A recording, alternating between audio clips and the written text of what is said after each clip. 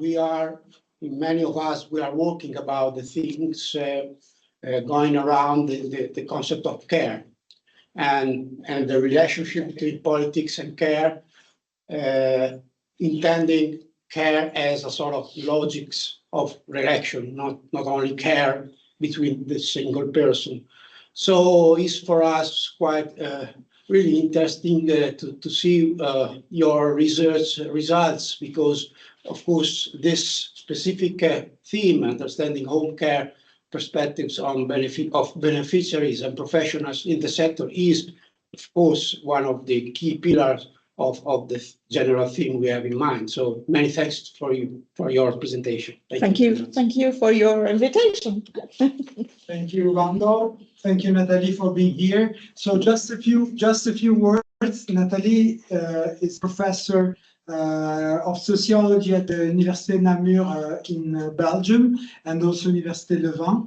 Pas Louvain-la-Neuve, Louvain. Non, Louvain-la-Neuve. Louvain-la-Neuve, pas Louvain-la-Neuve. No. Which is in Flanders. It's another thing. So Nathalie Burnet is a specialist of sociology of old age, sociologie du vieillissement, and she has also been active for many years on the issue of care and also work-life balance. That's the way I met Nathalie, also with her work, when I was a postdoctoral student in Canada. When you study French literature, she always comes up with her work on social time and les temps sociaux, work-life balance. So it's a pleasure for me to have Nathalie here. And she has also been very active in the ASLF, l'Association des sociologues de langue française, which is an international association working in French. And so it's with great pleasure that we welcome her here for this seminar entitled Understanding Home Care, Perspectives of Beneficiaries and Professionals in the Sector. When we saw that we were a few people speaking and understanding French, we decided to do this in French. Now the choice is French, right? Yeah. Okay, but the PowerPoint is in English. So. Yeah. And if you have some difficulties, tell me, please, and I switch to the English language. The most important thing is that you are slow when you speak French. Yeah. But yeah, I think it's better in French because it's my first language, and it's always, I think it's always easy to speak French, to speak in the first language. So thank you, Marco, for this invitation. And I'm sorry, I can switch in French now. Yes. Okay, is it? Yeah. Okay, is that good for you? Ok, bien. Alors, donc merci pour votre invitation. Et il est vrai que je vais, ça me simplifie la vie. Pour moi de le présenter en français, je crois qu'on est toujours plus sûr de soi dans sa langue maternelle que dans une autre langue. Donc merci pour ça. Alors, vous voyez tout de suite que la présentation a été préparée avec ma collègue Amélie Pierre. Et donc, je pense que c'est bien aussi de l'associer à cette présentation. Puisque la recherche dont je vais vous parler aujourd'hui, c'est une recherche qu'on a menée vraiment de A jusqu'à Z avec cette collègue. Et donc, c'est la moindre des choses que de l'associer à cette présentation. Alors, il faut juste que je trouve comment on passe de l'un à l'autre. Ok, j'ai compris. Voilà. Alors, bien sûr, je vais commencer cet exposé en vous présentant le contexte dans lequel cette recherche prend place. Vous allez voir que la recherche, elle est très complexe aussi et elle est très, très longue. Alors, donc, quelques mots en quelque sorte sur l'État-providence. Maintenant, je dois tout traduire dans l'autre sens. Le secteur de l'aide à domicile et surtout la profession liée au care.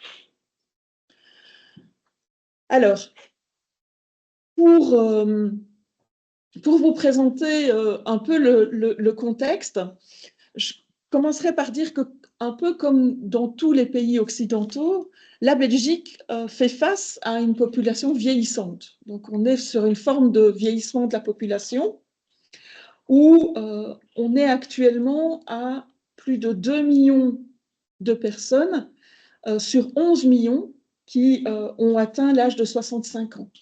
Donc, c'est un pourcentage quand même élevé d'une population vraiment vieillissante. Et depuis quelques années maintenant, les autorités fédérales et régionales, puisque vous savez que nous sommes un État fédéré, ont mis en place des politiques pour justement aider les personnes âgées à rester à domicile. Is it good at French? Is it okay? Oui? OK. Et donc, nous avons plusieurs politiques, tant régionales que fédérales, qui veillent au maintien de cette population vieillissante, notamment à domicile. Alors, les raisons qui sont invoquées sont mixtes et quelque part, elles témoignent à la fois de perspectives de bien-être, du fait que on se sent toujours mieux à la maison, mais aussi de considérations financières, puisque le maintien à domicile coûte beaucoup moins cher en fait aux autorités que l'institutionnalisation, notamment par les maisons de retraite. Alors, dans la tradition belge, si vous voulez, on est sur une politique publique, on est sur un État-providence qui est généreux et qui, si vous voulez, va réguler son aide à travers un financement des institutions, mais aussi, bien sûr, sur une aide aux personnes qui ont besoin de cette aide. Et donc, on va avoir depuis quelques années des politiques des politiques publiques qui vont supporter, qui vont aider le secteur de l'aide à domicile en finançant ces structures.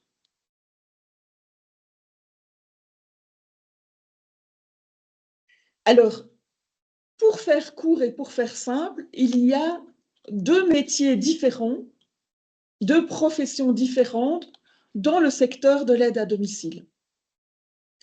On a d'un côté, et c'est ce dont je vais vous parler cet après-midi, des aides familiales, family care, et on a des aides ménagères, housekeepers, ces aides ménagères ont la charge de l'entretien du domicile. Donc, c'est elles qui vont nettoyer à domicile et qui vont donc prendre soin du logis de la maison.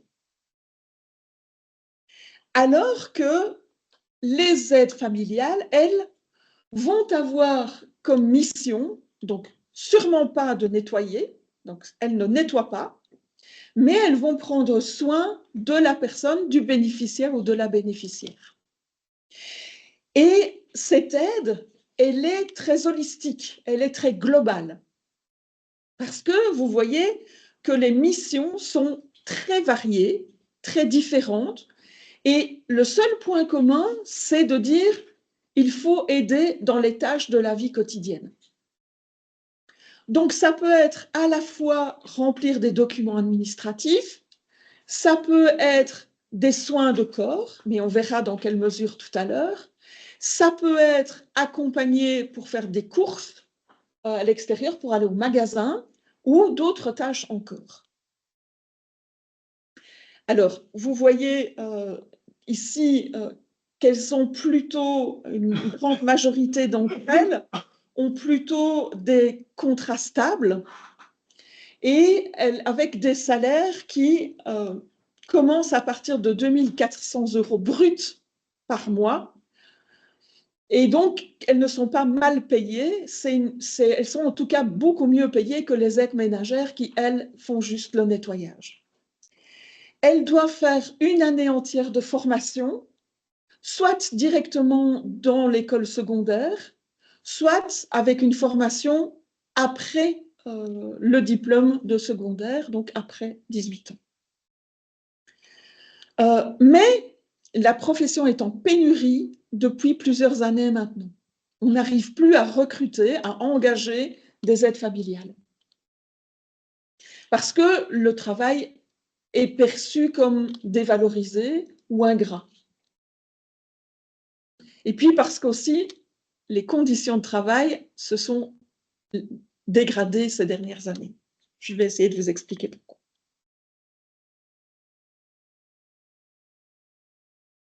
Alors, vous voyez que dans ces missions, notre aide familiale a toute une panoplie de missions et qui, somme toute, nous montrent combien ces missions relèvent à la fois de gestes techniques, mais aussi et surtout d'une posture relationnelle, avant tout. Et donc, dans leur mission, sont prévus des temps pour juste faire la relation, nouer la relation, être avec le bénéficiaire.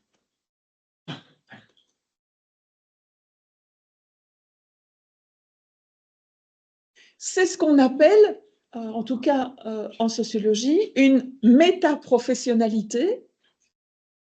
Et cette métaprofessionnalité, elle va en quelque sorte intégrer différentes tâches qui relèvent toutes d'une forme d'éthique du care. Et nous allons voir dans cette présentation que nos aides familiales vont aussi prendre le café avec les bénéficiaires et qu'elles vont être payées pour prendre le café.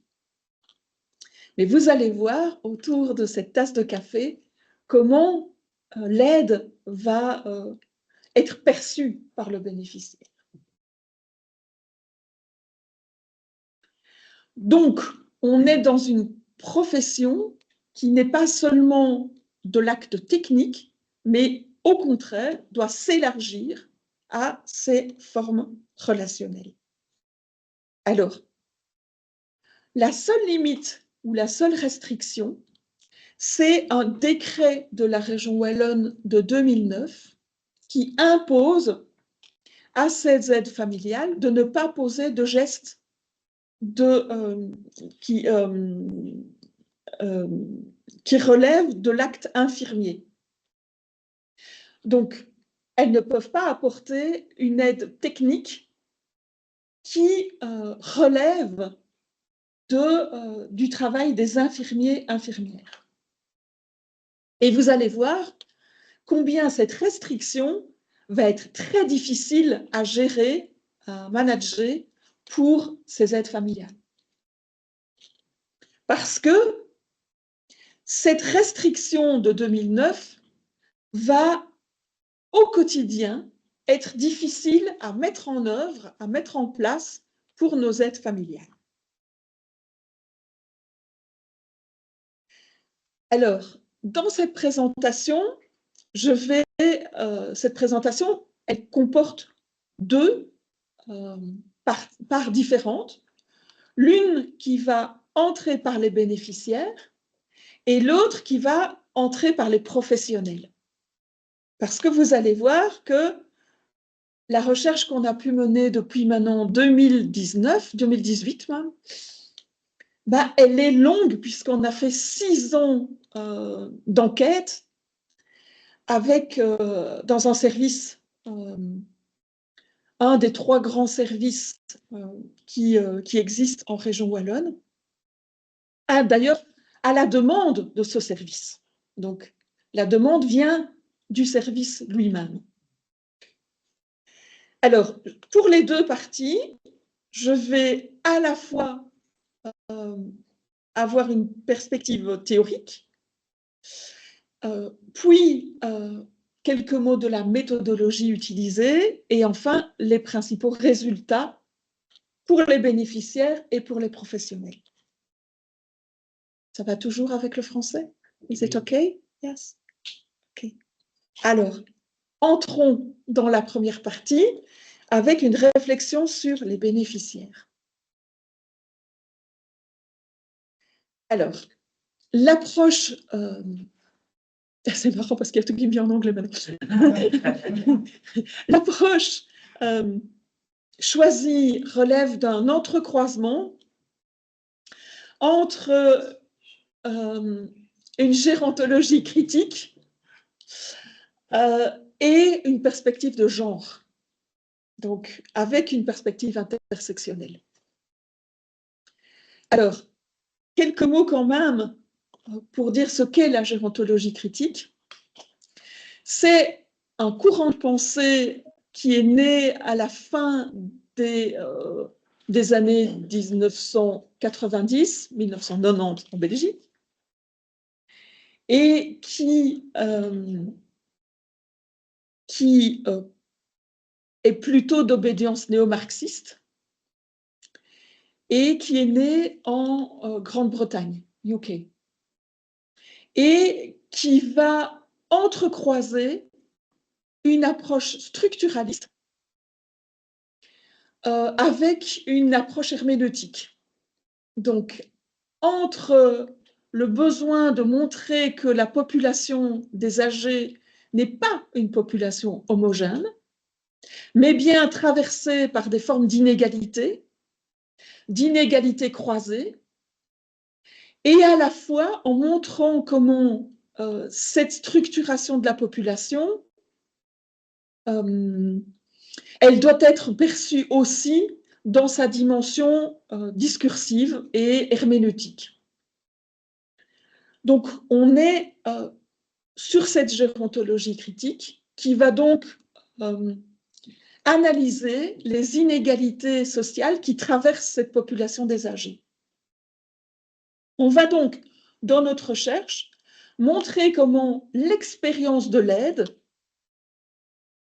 va être ressentie, va être perçue par les bénéficiaires de manière très différente en fonction des capitaux dont ils disposent, mais aussi en fonction de modèles normatifs qui traversent la société. Et donc avec une perspective de cumul des inégalités qui vont croiser à la fois des dimensions de genre, d'inégalité sociale et de représentation de concept d'identité, voilà, d'appartenance identitaire.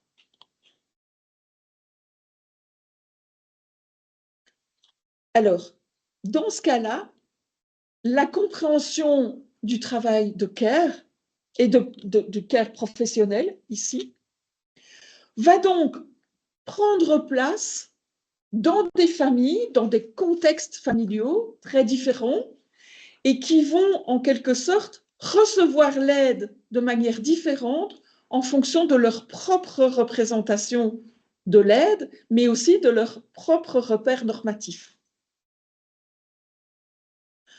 On va donc différencier et comprendre l'aide dans une perspective très herméneutique en fonction de ces différentes inégalités mises en entrecroisement.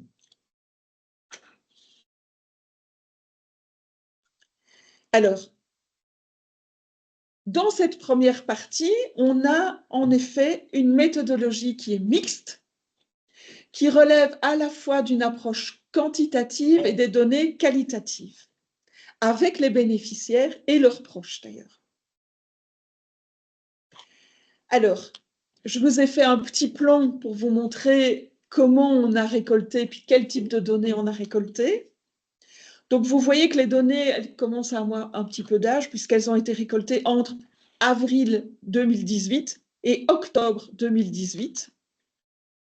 Dans un des services, dans un des 3 services d'aide à domicile, avec 2672 questionnaires reçus, avec un taux de réponse de 55%. Donc, on est plutôt confort sur le taux de réponse et sur le nombre de questionnaires récoltés, du coup.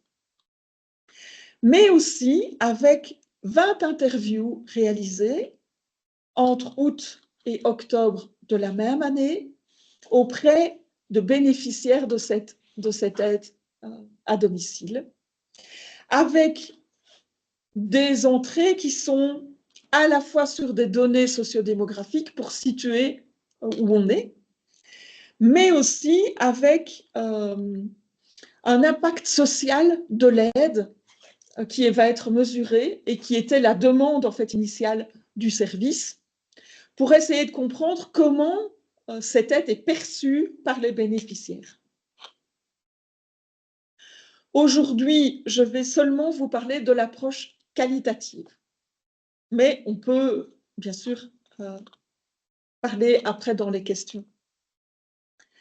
Alors, on a élaboré une typologie de l'aide reçue, donc de la manière dont les bénéficiaires reçoivent l'aide, en fonction d'une combinaison entre ce qu'ils nous en disent, mais aussi des perspectives de genre et des appartenances de classe.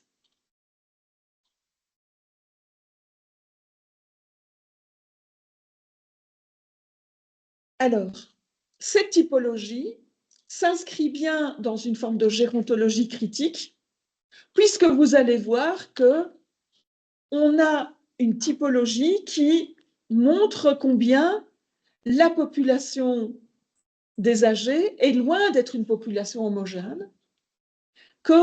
Alors pourquoi est-ce que j'insiste? Parce que dans la sociologie française en particulier, la sociologie de la vieillesse dans l'espace francophone et plus particulièrement française fait complètement disparaître ces appartenances sociales, ces inégalités croisées, pour avoir une sociologie des individus qui sont complètement déconnectés de leur structure sociale. Et donc, notre perspective s'oppose à cette perspective très française en montrant combien on ne peut pas comprendre cette population âgée sans avoir recours à une forme de structuration sociale. Alors, on va essayer de montrer que cette aide apportée, que le vécu de l'aide apportée dépend bien sûr de l'état de santé, mais pas seulement, ça dépend d'autres considérations, y compris d'ailleurs de la mise en place ou pas d'un modèle patriarcal. Alors, cette typologie est une construction théorique. Elle ne se rencontre donc pas telle qu'elle dans la réalité, mais elle nous permet de mieux comprendre ces situations d'aide vécues. Avec 3 modèles qui se dégagent, ce qu'on a appelé le modèle consumériste, le modèle de l'intime et le modèle identitaire. Alors, le modèle consumériste a déjà été décrit dans les travaux d'une collègue suisse en 2018, et donc on a tout bonnement repris sa terminologie parce qu'elle nous semblait vraiment adéquate. C'est un modèle, ce premier modèle est un modèle masculin. Donc ce sont plutôt des hommes qu'on va retrouver dans ce modèle et qui vont avoir recours à l'aide à domicile pas nécessairement de leur chef, mais surtout par l'intermédiaire d'un tiers, d'une autre personne qui va lui dire « tu as besoin d'aide ». Et souvent, c'est une figure féminine qui va prendre contact, figure féminine qui est souvent d'ailleurs sa fille. Mais pas seulement, il y a aussi les professionnels qui vont pouvoir dire à ces personnes qu'elles ont besoin d'être aidées. Alors, dans ce cadre-là, l'expérience de l'aide, elle est vécue plutôt sereinement, avec une forme de délégation des tâches à accomplir à l'aide familiale. C'est ton job, tu gères, tu te débrouilles, mais avec aussi l'impression d'une présence féminine à l'intérieur du foyer.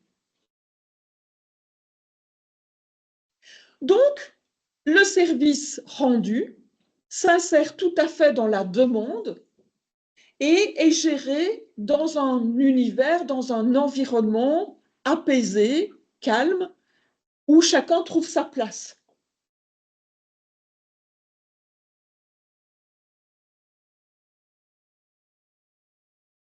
Donc, ça, c'est ce que je viens de dire. Alors, vous avez ici une citation, un verbatim de Édouard.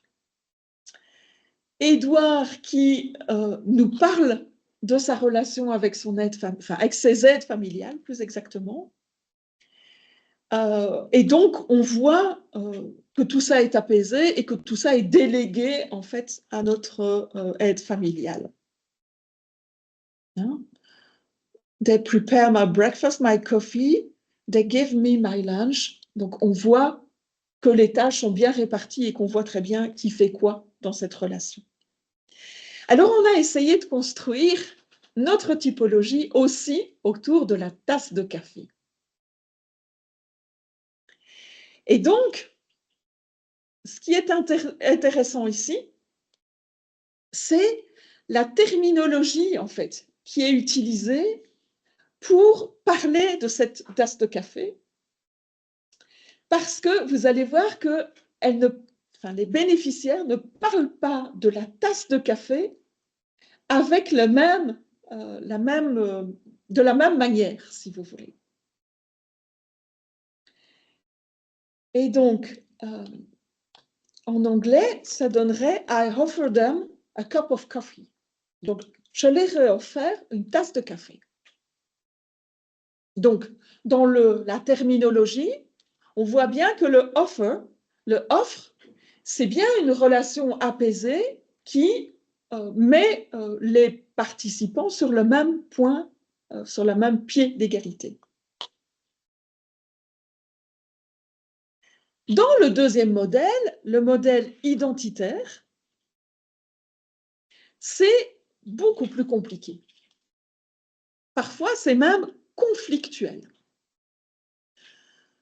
Alors, on est face à un modèle féminin, plutôt dans une classe populaire, vraiment la working class. Alors, pourquoi est-ce que c'est difficile? Parce qu'on est sur des bénéficiaires pour qui les tâches ménagères sont constitutives de leur identité. Et donc, il y a une forme de concurrence qui va s'établir entre ce qu'elles pensent être de leur fait, devoir faire, et la délégation qu'elles donnent à l'aide familiale. Donc, il y a une forme de concurrence. Ça va? Il y a une forme de concurrence entre les tâches à accomplir pour l'aide familiale alors qu'elles sont constitutives de l'identité pour le bénéficiaire, la bénéficiaire. Et donc, d'abord, il faut que ces bénéficiaires se rendent compte qu'elles ont besoin de se faire aider, et ce n'est pas simple, et entrer dans ces familles n'est pas simple, mais en plus, elles sont vues comme des intruses, vraiment par les bénéficiaires parce qu'elles entrent en concurrence avec les rôles sociaux qui sont déterminés par cette personne. Et donc, on a une forme d'évaluation symbolique parce qu'elles ne sont plus capables de faire ce qui est constitutif de leur identité. Vous voyez? Donc, on entre dans un modèle très patriarcal où les rôles sociaux sont définis, et notamment pour la femme, comme celle qui doit entretenir le foyer, qui doit entretenir la maison, qui doit pouvoir gérer, manager la maison. Dans ce cas-là, c'est beaucoup plus conflictuel parce qu'il y a une compétition entre les rôles sociaux de la bénéficiaire et du professionnel. Et la phrase qui revient dans ce cadre-là, c'est « She could at least enjoy the coffee ». Vous voyez? En fait, elle pourrait quand même apprécier le café que je lui offre, quoi. Et donc, on voit bien que la réflexion autour de la tasse de café n'est plus exactement la même que tout à l'heure. Hein? I offered them a cup of coffee. Et maintenant, c'est « She could at least enjoy the coffee ». Vous voyez? Donc, on n'est plus vraiment la même chose. Et donc, partager une tasse de café change la posture, change de position. Et ici, Claude nous raconte que son aide familiale lui a dit que son café n'était pas bon et que voilà, et elle râle autour de cette aide familiale qui quand même pourrait apprécier le café qu'on lui offre, quoi. Mais derrière la tasse de café, on voit bien qu'il se cache d'autres choses, d'autres enjeux, d'autres définitions, en fait, des rôles sociaux.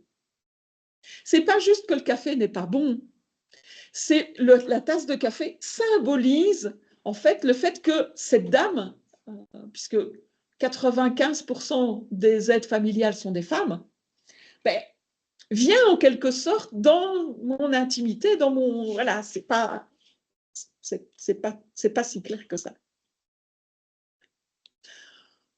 Dans le troisième modèle, toujours féminin, on est plutôt sur des classes sociales plus élevées où la définition identitaire ne prend pas en compte les tâches ménagères. Ça ne se joue pas là-dessus.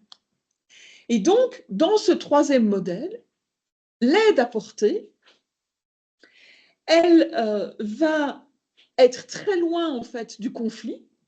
Elle va se jouer même plutôt sur encore une autre relation qui est celle de l'intimité et du partage de l'intimité où chacun des protagonistes, le professionnel et le bénéficiaire, vont pouvoir échanger des informations de l'ordre de l'intime.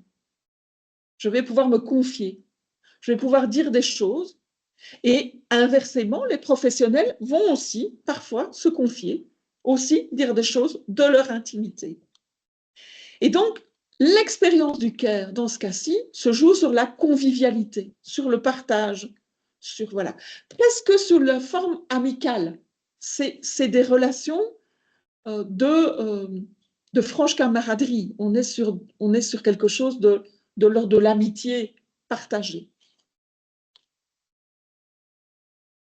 Et donc, dans ce cadre-là, on va pouvoir demander à l'aide familiale des choses qui sortent un peu de l'ordinaire, sortent un peu de ce qui est attendu de l'aide familiale. Par exemple, on a une bénéficiaire qui va à la piscine avec son aide familiale parce qu'elle a besoin de quelqu'un pour la déshabiller, pour l'accompagner.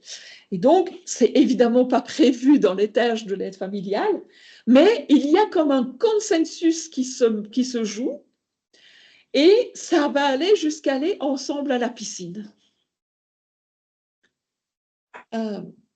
Et là, la tasse de café devient « We are having a coffee together », ensemble. Vous voyez, on se prend un truc et on partage vraiment, quoi. Alors, du coup, je vous ai mis ici aussi une autre citation. When she arrives, she drinks a cup of coffee. Vous voyez, tout de suite, on entre dans la relation par cette tasse de café, parce qu'elle nous permet de papoter. Je ne sais pas comment on dit ça en anglais, mais d'échanger, en fait. Chat, ouais, ouais. Voilà. Et donc, il y a du temps qui est dépensé à boire cette tasse de café, mais ça fait partie du job parce que c'est fait du bien aux bénéficiaires. Alors, du coup, je ne vais pas tout détailler, mais vous avez un tableau, du coup, récapitulatif qui nous permet de comprendre dans les trois modèles, Consumerist Model, Identity Model et Intimated Model, comment chaque élément se joue de manière différente. La relation est différente, le travail émotionnel est aussi différent. Et dans la dernière ligne, je vous ai mis chaque fois la relation à la tasse de café qui se joue de manière différente. Alors ça nous permet de comprendre comment la bénéficiaire reçoit l'aide. Avec, vous voyez, de manière différente en fonction de ses propres caractéristiques, et que la relation ne se construit pas de la même manière. Maintenant, on va aller voir ce qui se cache de l'autre côté. Donc ça, c'est autour des inégalités dans l'expérience du care. Et donc, on va pouvoir entrer dans la deuxième partie de l'exposé, qui va se mettre cette fois-ci du côté des professionnels. Alors, on va ici croiser d'autres perspectives théoriques avec un entrecroisement entre une perspective pragmatiste et une sociologie des professions. Alors pourquoi? Je vous ai dit au départ de la présentation que je l'avais construite avec Amélie. Amélie est philosophe, anthropologue et surtout pragmatiste. Je suis plus structuraliste qu'elle, il faut le dire. Et donc, on a essayé de croiser nos regards, nos approches, de manière à comprendre ce qui est en train de se jouer. Alors, on ne savait pas très bien comment traduire, mais j'espère que c'est bon. On parle d'épreuve de professionnalité, en fait, en français, qu'on a traduit par test of ethicality, but I don't know if it's the good term. Ouais. Voilà. Et donc, on voit bien que cette épreuve de professionnalité va, en quelque sorte, déterminer la manière dont elles vont se débrouiller avec les normes sociales et puis les normes de métier aussi. Alors, du coup, on va aussi essayer de travailler à partir de positions éthiques qui vont devoir être questionnées, mises en avant, et on va essayer de voir tout ça.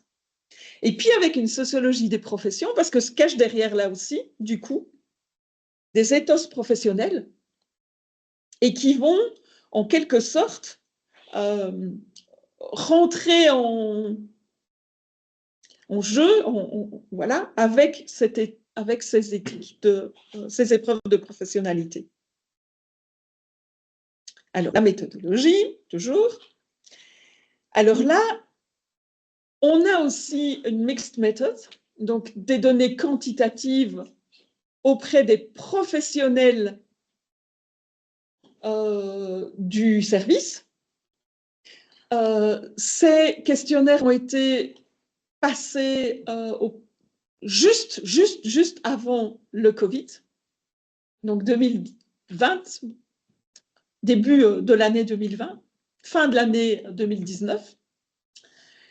Et puis, surtout, on a fait des focus group avec les professionnels après la crise du Covid, donc en février 23, entre mars 22 et février 23, autour des différents métiers de l'aide à domicile Et on va donc ici vous parler des 2 focus group auprès des aides familiales.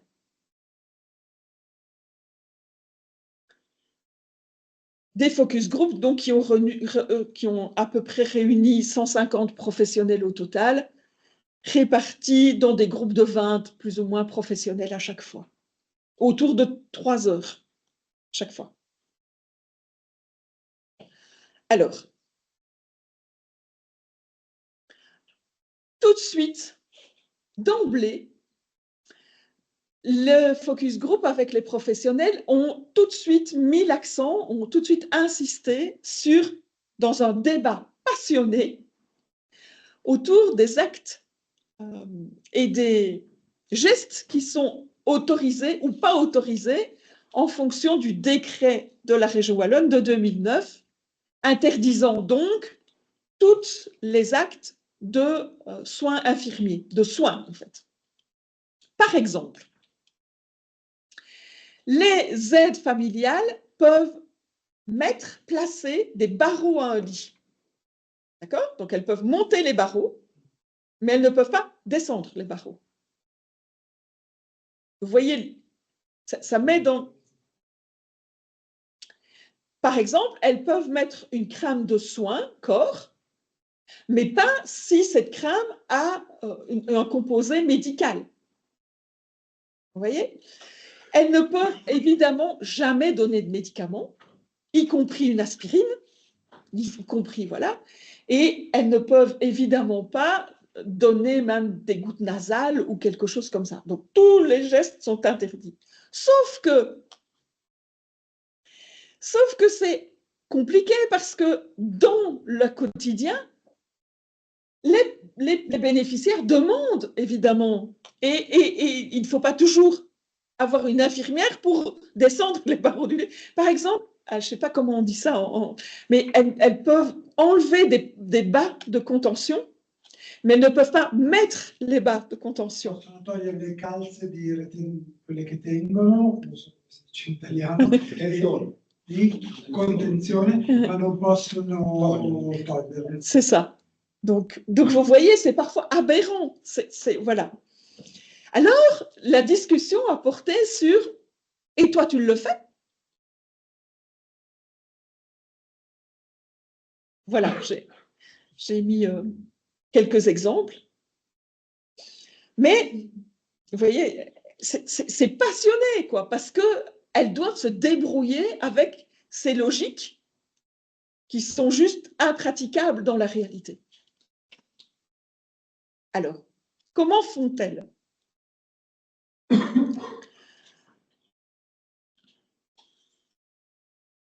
Elles disent, alors elles ont des réponses différentes, mais quand même la plupart nous disent « No, it's not possible to do it ».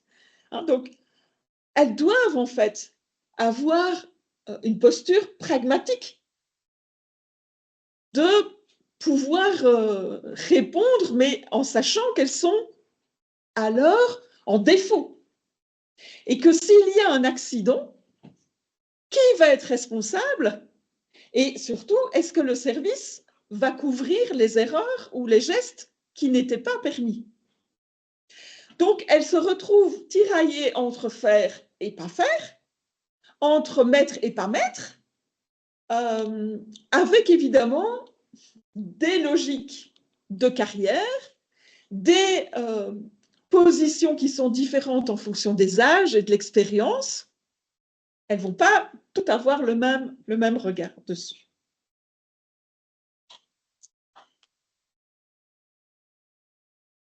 Mais il y a donc une épreuve de professionnalité qui va se jouer parce que c'est trop simple de dire oui ou c'est trop simple de dire non.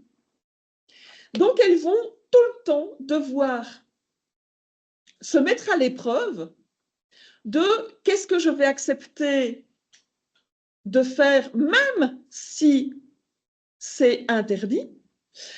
Et d'un autre côté, elles ne vont pas pouvoir non plus toujours refuser de faire les choses. Donc, c'est compliqué.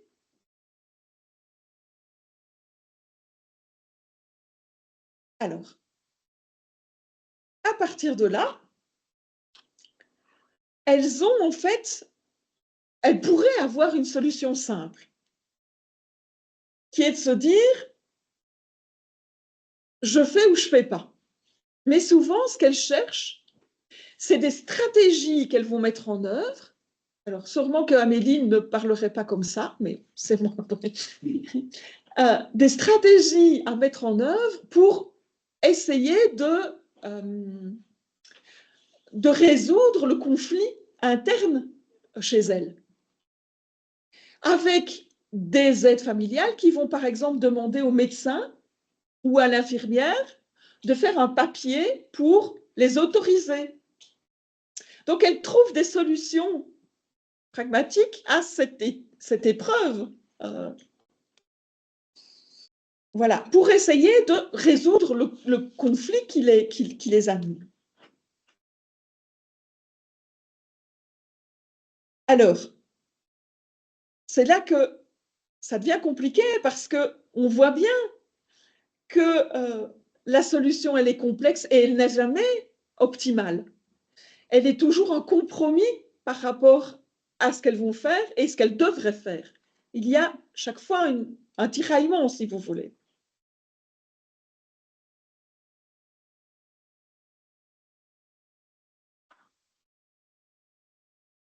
Je vous laisse un peu lire parce que comme ça, vous comprenez mieux ce que je suis en train de raconter.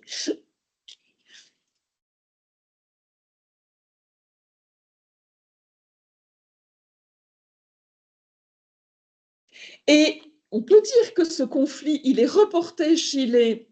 Il est exactement le même chez les assistants sociaux, qui sont juste le N+1 de ces assistants familiaux, des aides familiales. Tu veux dire quoi, plus important? Non, le N+1, c'est leur supérieur hiérarchique. Oui, mais on est exactement dans le même débat au-dessus, donc elles ne savent pas non plus trancher. Même leur supérieur hiérarchique ne sait pas trancher non plus. Et donc, ils sont tout le temps assis entre deux chaises, en fait. C'est vraiment compliqué. Oups.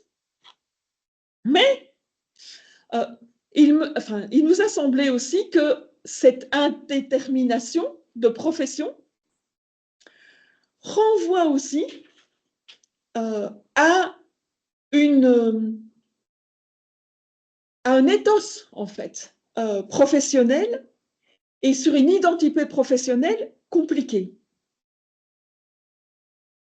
Parce qu'on voit bien que ce qui est là derrière, ce qui est mobilisé là derrière, c'est leur identité professionnelle.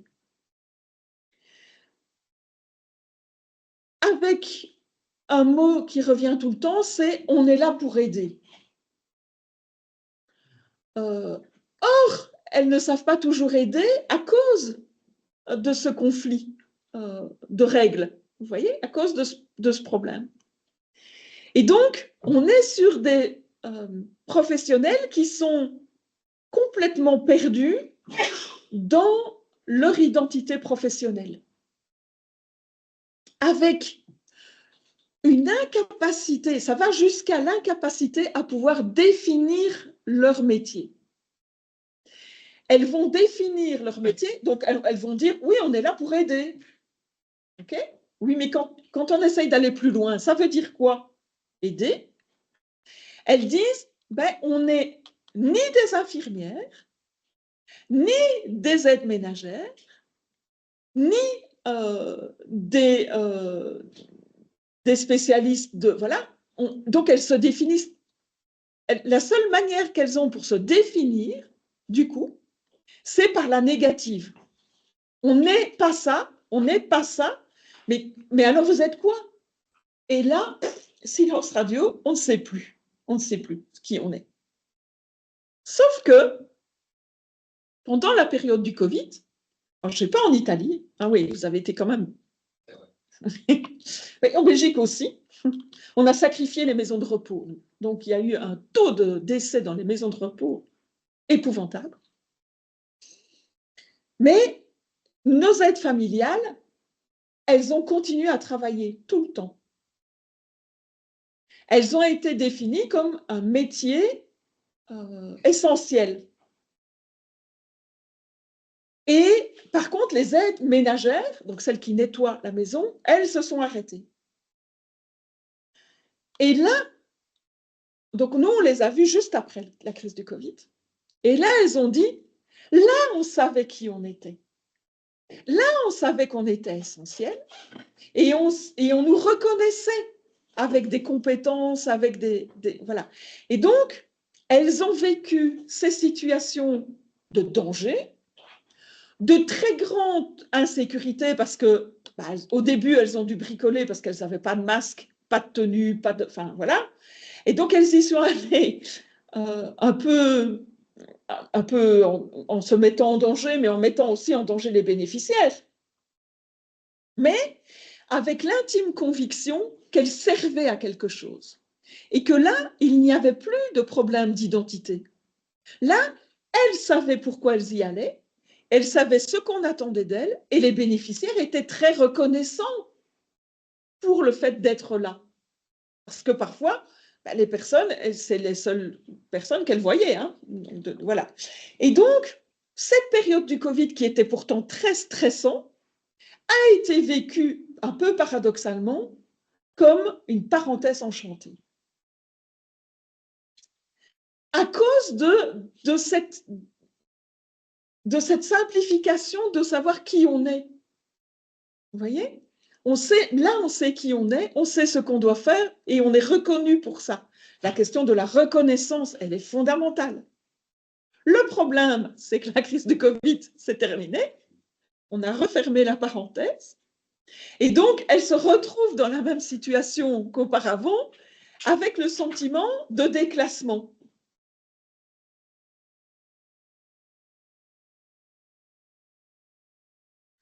Et donc, elles sont dans cette espèce de difficulté à pouvoir dire exactement qui elles sont. Et du coup, on a des formes de absentéisme, de taux d'absentéisme post-Covid énormes. On est sur des difficultés de recrutement ou même de maintien dans la profession. Alors que elles sont plutôt bien payées par rapport à leur niveau de diplôme, alors qu'elles sont dans des conditions d'emploi très stables. Donc, elles ont toute une série de caractéristiques, de statuts qui ne sont pas mauvais, mais on n'arrive plus à en trouver parce que c'est bien des problèmes, non pas de statut, ce n'est pas des problèmes d'emploi, c'est des problèmes de travail qu'elles ont. À cause de cette difficulté à pouvoir savoir qui elles sont. Et donc, il y a un véritable malaise dans la profession. Et ce malaise, en fait, il est basé sur ce que je viens de vous raconter.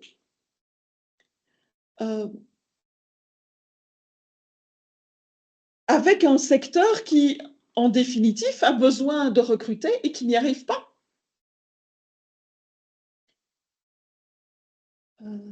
Et avec, en plus, le sentiment donné par les plus anciennes dans la profession que le statut se dégrade au fur et à mesure.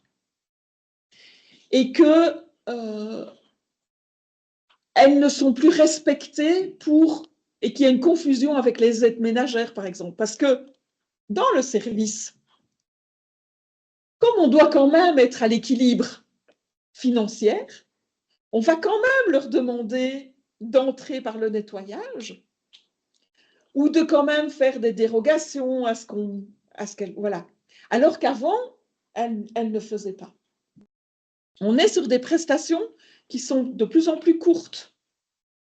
Avant, elles avaient toute la journée chez le même bénéficiaire. Maintenant, au mieux, elles ont 4 heures chez le bénéficiaire et parfois même que 2 heures. Et donc, elles elles vont de bénéficiaire en bénéficiaire. Donc, leur condition de travail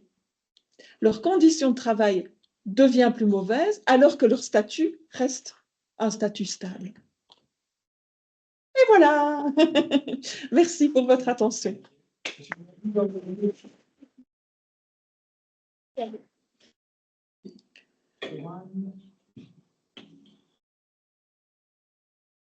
Yeah, thank you very much for your very interesting presentation, also because it has to do quite a lot with some of our research activities in this period. One regarding the transition from what we call here in Italy House of Health to the new House of Communities.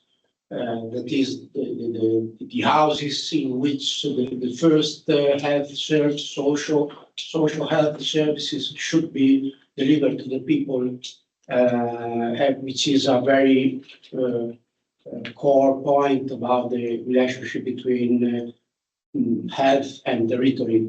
So, and the other one is about another research activity which doesn't regard that kind of jobs. It is about aid work, but there is one point. Then I will be back on it because it has to do with one of the aspects you were discussing at the end.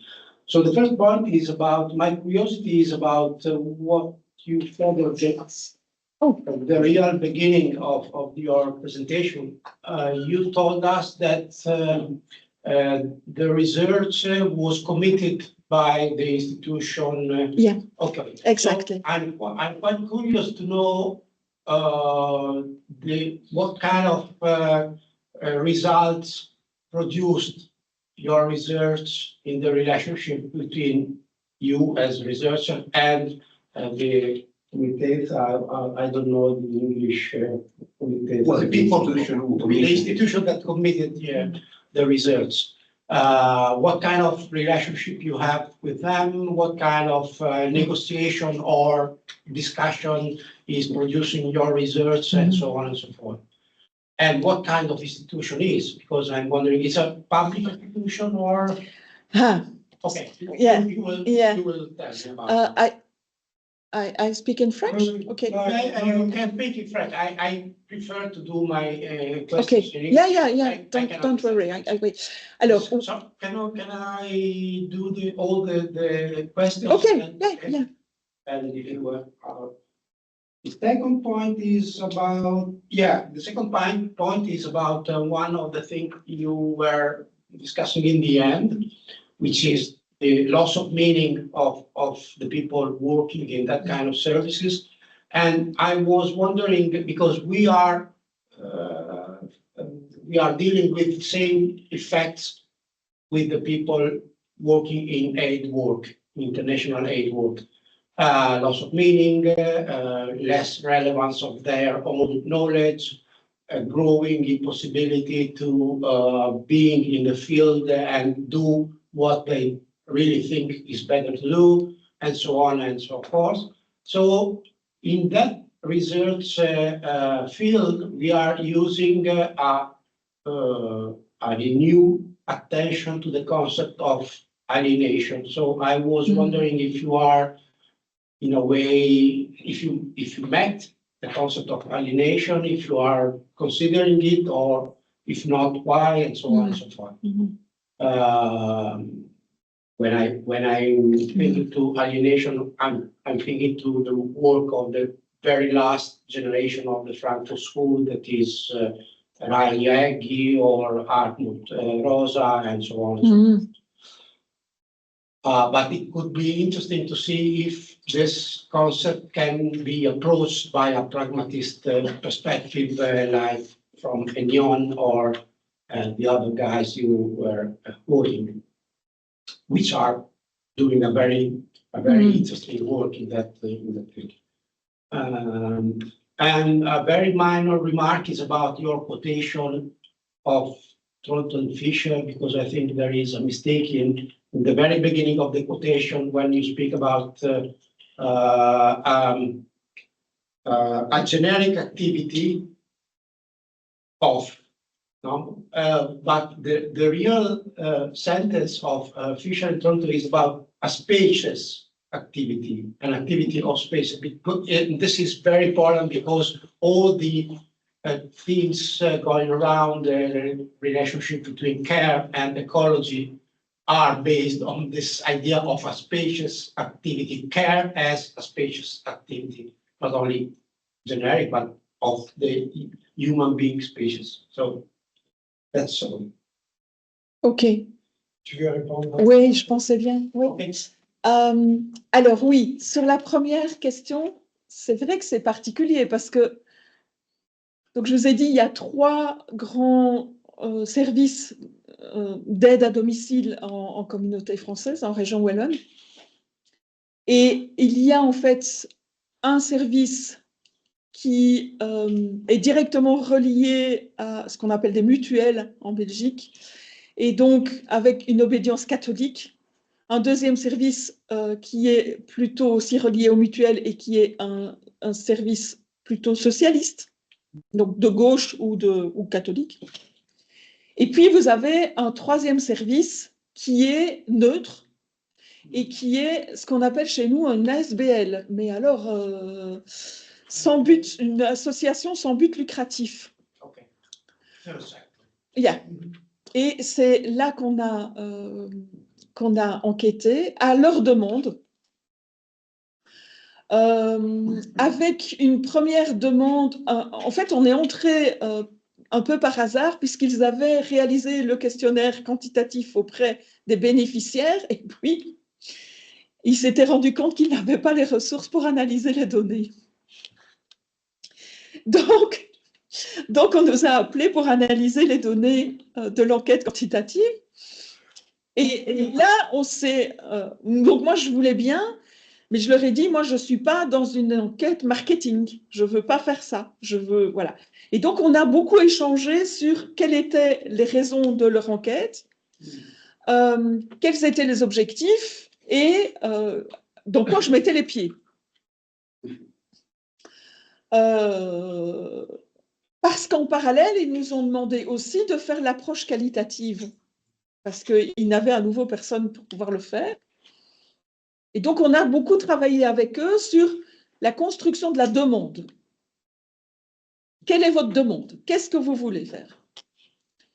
Et à partir de là, on a réalisé ces entretiens et on a rendu un rapport à cette institution, mais un rapport qui, bien sûr, il va être beaucoup plus centré sur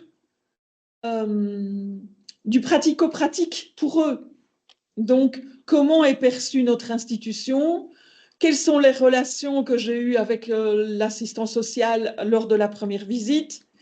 Est-ce que l'aide à domicile correspond à mes attentes? Mais ça va aussi jusqu'à est-ce que j'ai l'impression que l'aide me permet de rester dans mon domicile? Et donc, on a rendu un rapport pour spécifiquement avec une forme de confidentialité des données. Donc là-dessus, je ne viens pas. Et puis on s'est dit, on a une mine d'informations dont ils n'ont pas besoin, mais que nous, pour le travail de sociologue, c'est vraiment intéressant. Et donc, de commun accord, on a publié, avec leur autorisation, les résultats de nos analyses plus sociologiques, si vous voulez. Donc, on a 2 types de documents. Des documents qui leur sont propres et dont on ne parle pas, et puis une analyse plus sociologique sur les structures qui dépassent complètement en fait le cadre de cette association-là. Et puis ils nous ont rappelé en disant mais maintenant on voudrait bien faire la même chose sur nos travailleurs. Et là c'était plus compliqué parce que on était perçu, surtout pour les focus group, on était perçu comme mandaté par la direction, mais on a récolté des confidences. Parce que la parole s'est vite libérée, on a vite je crois, bien fait notre job au point que les gens ont parlé. Et donc là, nous, on a mis un filtre en disant, d'emblée, on a dit, de toute façon, c'est anonymisé, mais comme on sait qui est les 20 travailleurs autour de la table, c'est quand même... Voilà. Et puis surtout, on a dit, on va généraliser les demandes et on ne va pas individualiser les demandes.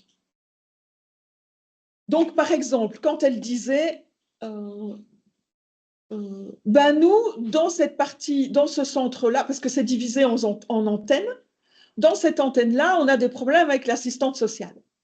Ben, on s'est dit, on ne va pas citer les antennes, mais on va traduire en fait l'expression, enfin, la requête, dans des termes qui sont audibles et qui permettent de ne pas mettre en cause l'une ou l'autre des personnes autour de la table.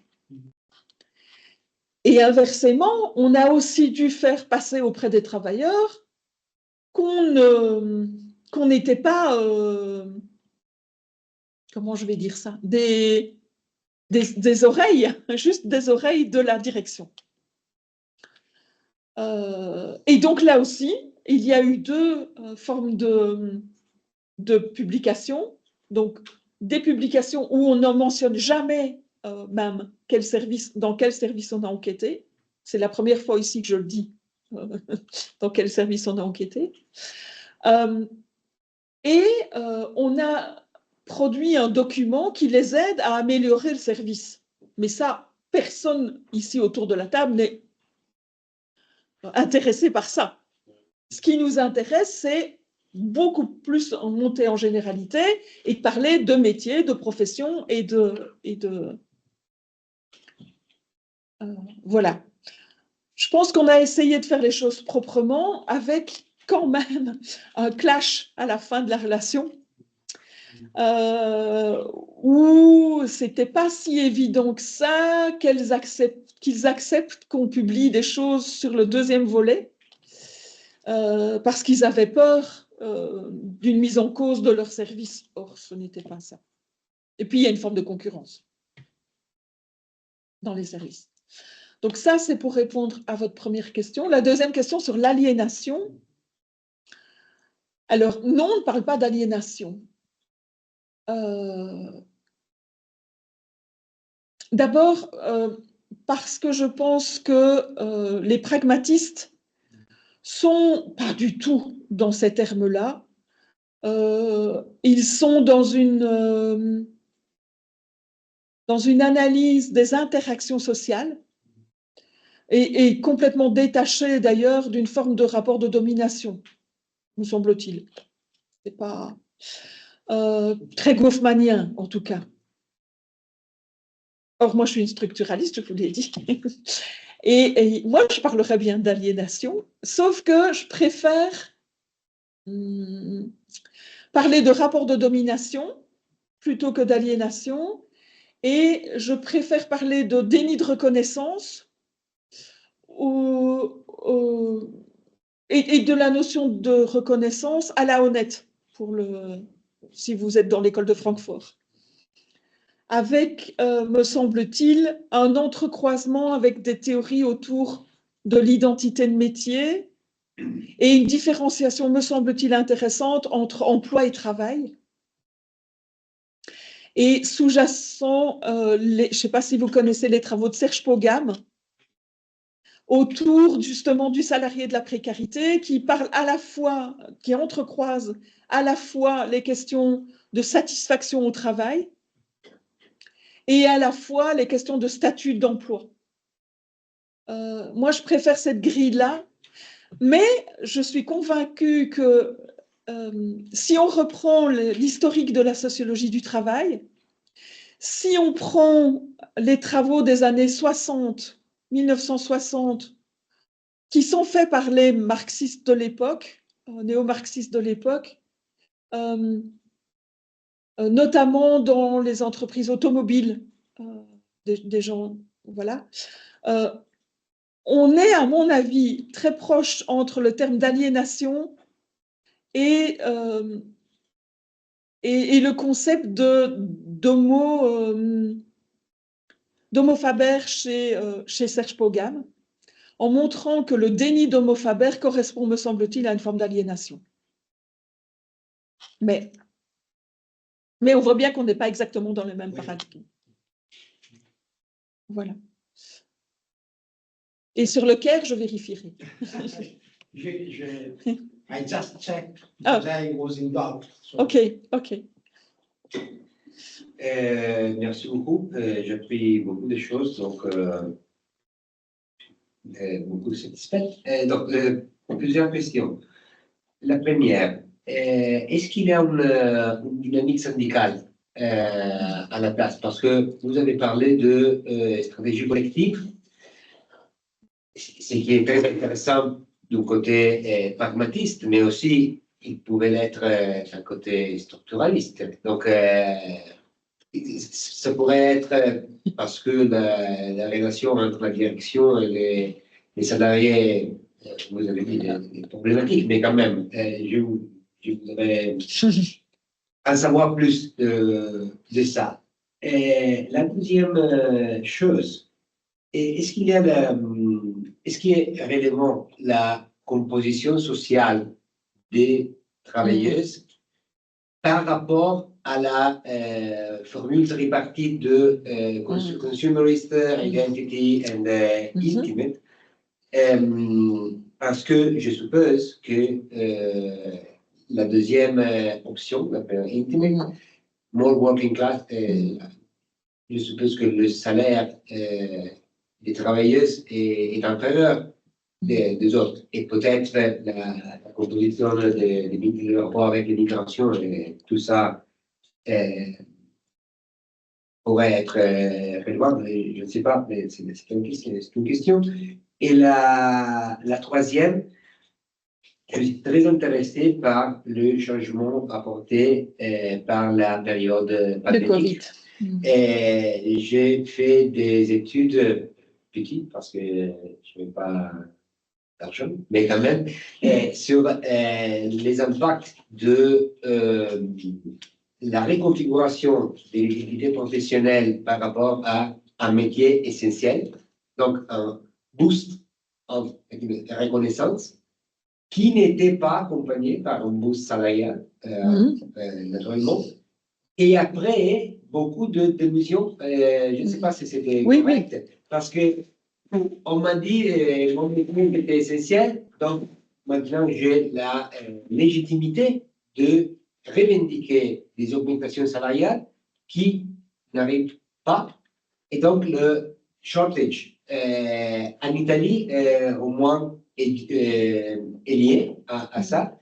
Mais dans les États-Unis, j'ai fait des petites recherches sur les waste workers. Oui. Déchets. Déchets, les travailleurs et travailleuses de déchets qui étaient peu reconnaissés, le statut n'était pas très haut, qui ont été magnifiés pendant la pandémie et après, il y a eu le backlash. A great resignation. Le débat sur ça, il y a la dynamique salariale qui l'explique, mais il y a la dynamique de la reconnaissance sociale qui est importante là. En même temps, et ici on a la question, dans une période de shortage, normalement les salaires augmentent, la dynamique est exponentielle positivement. Donc, entre la tension shortage and the lack of recognition, how are things going? Merci beaucoup. Merci. Alors, il y a un syndicat. Enfin, d'abord, le taux de syndicalisation en Belgique est très élevé. On est encore aujourd'hui au-dessus de 60-70% de taux de syndicalisation en Belgique. Dans 3 syndicats, dont 2 majoritaires, qui sont reliés à des obédiences en Belgique, donc des syndicats catholiques, chrétiens ou socialistes. Donc, dans toute entreprise de plus de 100 travailleurs, il y a une représentation syndicale. Alors, on n'a pas bypassé la formation syndicale parce que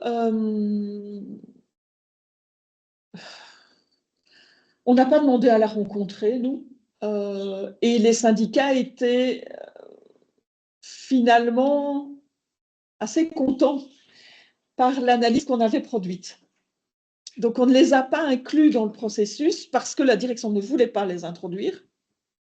Par contre, au vu des résultats qu'on a produits, ils étaient plutôt contents des résultats. Voilà. Parce qu'on rencontrait aussi, en quelque sorte, leurs revendications par une manière un peu détournée, somme toute. On n'était pas loin de ce qu'ils demandaient.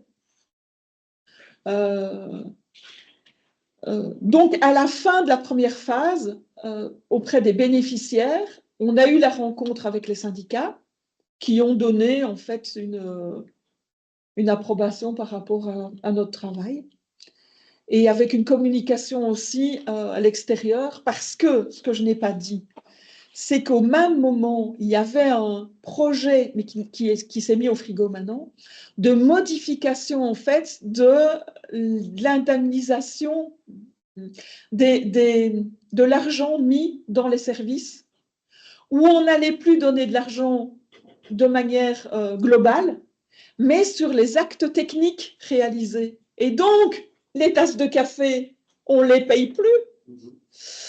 Mais le Covid a mis tout ça au frigo. Et donc, le fait de montrer, que l'on montre combien le métier était avant tout un métier relationnel. Ils avaient des armes, et en montrant combien ça maintenait la population dans son domicile, ils avaient des armes pour aller voir les politiques, pour dire, vous voyez qu'on ne peut pas faire ça. Donc, notre enquête a servi, si vous voulez, à mettre ce décret au frigo. Voilà, peut-être ça va ressortir à un moment donné, mais voilà. Et puis, pour la deuxième phase, on avait quand même l'accord de syndicat pour le questionnaire. Ouais. Voilà. Et pour les focus group aussi, il y avait l'accord syndical, bien sûr. Alors, pour la deuxième question, peut-être je vais vous surprendre, mais les revendications dans ce service-là ne sont pas financières, ne sont pas sur les revenus. Ils sont sur les conditions de travail et sur les questions identitaires. Donc, elles ne revendiquent pas plus de salaire, elles revendiquent au moins un maintien des conditions de travail telles qu'elles sont actuellement. Avec, me semble-t-il, des revendications sur plutôt le type de prestation, la durée de la prestation et les relations avec les autres professionnels impliqués, pour avoir des choses plus claires, justement de définition du métier, des règles du métier.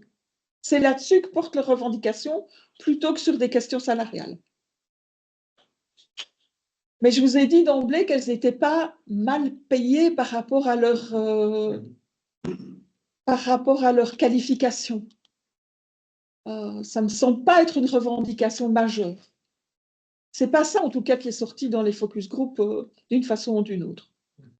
C'est, on ne veut pas être disqualifié en aide ménagère. Donc, on n'est pas des aides ménagères, on ne veut pas faire le nettoyage. Donc, on a une identité propre, sauf qu'elles n'arrivent plus à le formuler autrement qu'on n'est pas des aides ménagères, on n'est pas des infirmières et on n'est pas des professionnels du soin.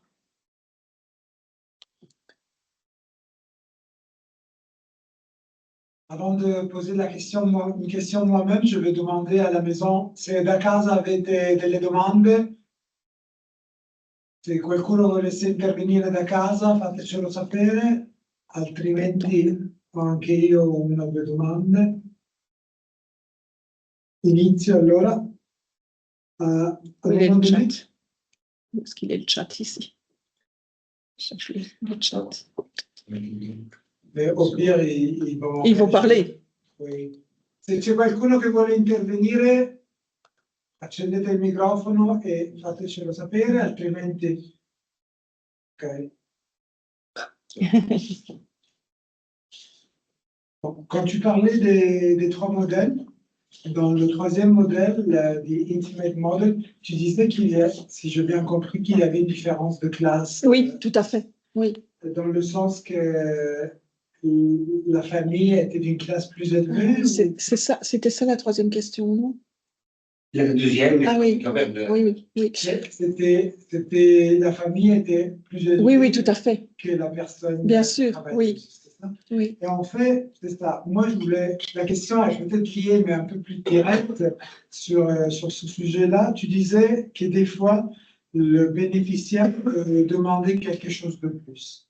Oui. Mais cette négociation, combien est attribué au café, au lien social, et au contraire, combien est attribuable à la distance sociale, au pouvoir, à une forme de pouvoir aussi qui s'installe. Ah oui, non. Enfin, en tout cas, on n'a pas ressenti ça. Alors, moi, je dirais, il y a quelque chose de la force du lien faible là-dedans. Parce que c'est aussi le moment pour ces femmes de pouvoir parler de leurs difficultés, de leur maladie, en fait. De pouvoir dire des choses qu'elles ne peuvent pas dire à leur famille et de trouver, en fait, dans ces aides familiales, une oreille attentive qui leur permet de pouvoir dire leurs mots, en quelque sorte, leur détresse, leur malaise, leur mal, ils ont mal. Et c'est une négociation, mais ce n'est pas une négociation basée sur le pouvoir, il ne me semble pas. Parce que ce qui est évidemment très intéressant, c'est, parce que là, je vous les ai présentés de manière séparée, les bénéficiaires, les travailleurs. Mais quand on met les deux ensemble, ça devient vraiment intéressant de voir comment la professionnelle fait un véritable travail émotionnel, au sens de child, pour s'adapter en quelque sorte à la famille. Parce qu'elle ne peut pas se comporter de la même façon, quel que soit l'endroit où elle se trouve. Mais on voit aussi combien elles aiment aussi quelque part. Elles sont plutôt... Oh, comment je vais dire ça? Elles nous disent en tout cas que ces demandes spéciales leur permettent de faire leur job et de sentir utile en quelque sorte. Sur le plan de la vulnérabilité des personnes. Oui, plutôt là-dessus. Oui. Bien un peu au fait de... Oui.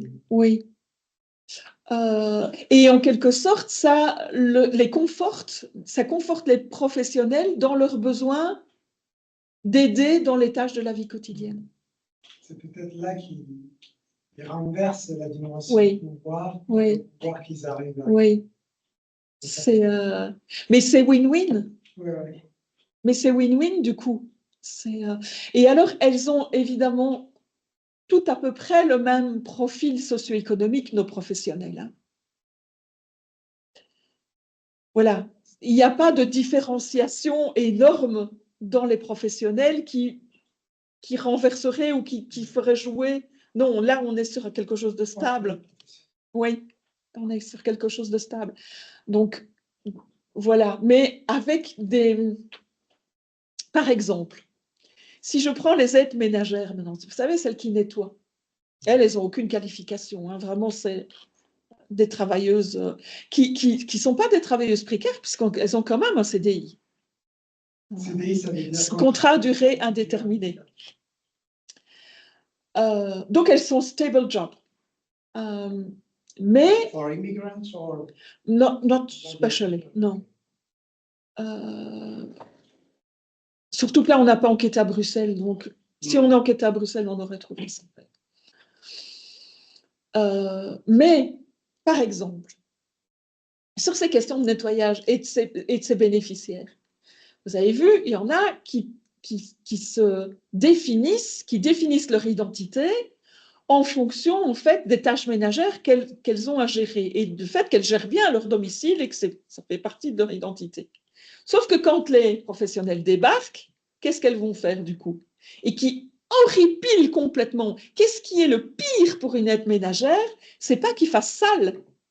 Moi, je pensais que la grande saleté allait les dégoûter, mais non, ça au contraire, ça les motive parce qu'il y a un avant et après. On voit quand la pièce est propre après qu'elle soit passée. Et au plus c'est sale, au plus on voit la différence et donc au plus elles sont valorisées. Par contre, le pire pour une aide ménagère, c'est d'avoir la bénéficiaire dans son dos qui surveille et qui dit comment elle doit faire. En disant, oh mais moi je ne prendrai pas ce produit-là. Hein. Oh oui, mais je frotterai d'abord le dessus et pas le dessous. Vous voyez? Et donc, là, c'est abominable. Parce que là, il y a une confrontation entre la définition du métier pour l'aide ménagère, qui connaît son métier, qui dit, mais je sais faire, hein, c'est mon métier. Et puis, d'un autre côté, la bénéficiaire qui, pour elle, c'est comme si elle pouvait se rendre un tout petit peu de l'identité à travers le fait qu'elle manage, qu'elle gère en quelque sorte l'aide ménagère. Et donc là, c'est le clash. Là, ça explose. Ça, c'est la pire des situations. Mais parce qu'on comprend bien comment, d'un côté, l'aide ménagère, c'est son identité de métier, combien elle y tient. Et d'un autre côté, comme on a compris que le bénéficiaire, c'était aussi son identité, c'est là où ça ne se passe pas bien, en fait. Et donc, on voit bien que la rencontre des deux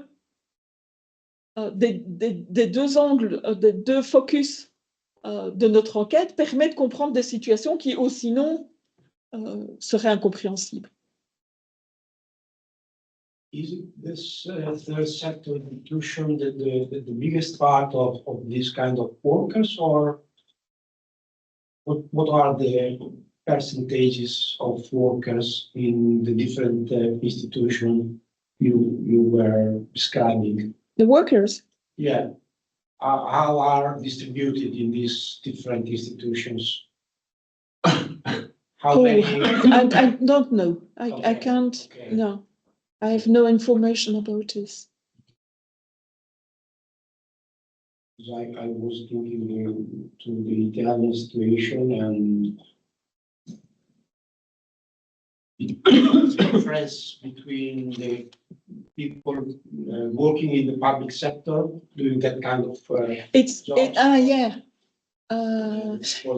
Alors, c'est de toute façon, dans les trois grands services, c'est quand même vraiment, c'est pas vraiment du privé. Parce qu'il y a toujours une subvention qui est allouée. Donc, c'est du parapublic, en fait. Okay. Parce qu'en Belgique, on a beaucoup travaillé avec un financement où l'aide sociale est fortement liée à des structures par le financement de ces structures. Donc, on est vraiment sur où l'aide n'est pas donnée nécessairement aux bénéficiaires, mais aussi aux structures. Dans une formule de parapublic. Mais il n'y a pas de choses privées, vraiment privées. Ça serait trop cher. Ça serait trop cher pour le bénéficiaire. Le bénéficiaire, il paye une part résiduelle à l'heure, en fonction de ses revenus, mais ça va de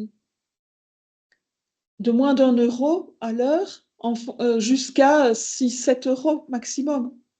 In Italy, if you have private workers, Oui. Then you can ask if it's not of the book, if it is regular, you can ask for having back part of the taxes. OK. D'accord, ok. You can recruit people and then Yeah. you have. Recours sur l'impôt, oui. Non, là, c'est prélevé au départ, c'est donné au départ. Oui. Moi, j'avais une autre question sur quand tu parles, en fait, c'est très rapide parce que le temps va s'épuiser. Mais c'est intéressant quand tu dis qu'il se définit seulement par la négation. Oui. Mais après, quand il y a comme un mélange, ils ne doivent pas faire des tâches ménagères, mais des fonds, ils ne doivent pas donner des pilules, mais même les enfants les donnent des pilules, alors pourquoi un professionnel ne pourrait pas donner des pilules? Alors, il y a un concept que tu n'as pas mentionné, mais auquel j'ai pensé, c'est le concept de zone grise. Ah oui, Est-ce oui, que tu c'est as ça. déjà réfléchi Non, pas du tout, mais c'est une bonne idée. C'est une bonne idée parce qu'on est exactement là-dedans. C'est-à-dire qu'on est toujours dans une espèce de presque de construction au cas par cas de ce que je peux faire, de ce que je peux. Mais c'est une négociation c'est pas qu'une négociation avec l'institution ou avec les professionnels, c'est aussi une négociation avec moi-même comme professionnel. Qu'est-ce que je peux accepter comme risque et qu'est-ce que je perçois comme risque à faire ou ne pas faire la chose? C'est des zones grises d'action aussi Ouais. quotidiennement, de dire aujourd'hui je le fais, demain je ne le fais pas. Oui, c'est ça. Et chez qui je peux le faire et chez qui je ne le fais pas. Parce que ça dépend aussi de la relation qui s'est construite. Ah, celle-là, je ne l'aime pas, de toute façon, je ne le ferai pas, mais j'ai une bonne excuse pour ne pas le faire. Il y a beaucoup de littérature sur ça au Canada aussi. Si Ok, ouais. Merci Nathalie. Merci à vous. Merci à vous. Grazie anche a chi si è sacrificato capendo al 100%, quindi ancora più apprezzata questa presenza. Une double Fa per panne. imparare, Dopo oggi solo francese lo mastico già meglio. J'ai essayé de faire Non, c'était simple, oui, d'aller doucement. Grazie Gabriele Manella, grazie, ciao. Sorry, I have Ciao another. Gabri. ciao. Je sais pas où Grazie a voi. Ok, Merci beaucoup. un po' che GM tu. Thank you very much. I have another meeting now. Okay, don't worry. Thank you so much. Ciao. Ciao, ciao.